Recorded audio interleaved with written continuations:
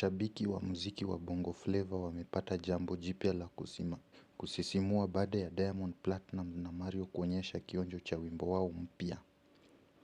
Wasanii hawa wawili wameacha mashabiki na hamu kubwa baada ya kusikika kwenye kipande kifupi cha ngoma hiyo.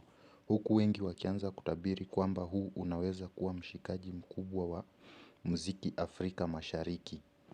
Diamond ambaye ni mmoja wa wasanii wakubwa kutoka Tanzania ameungana na Mario ambaye pia amekuwa akifanya vizuri sana kwenye muziki wa Bongo Flava. Kionjo hicho kimeanza kuzua gumzo mtandaoni huku mashabiki wakisubiri kwa hamu kuwa wimbo mzima utasikikaje. Swali kubwa ni moja tu, je, Diamond na Mario wamekuja na hit song nyingine?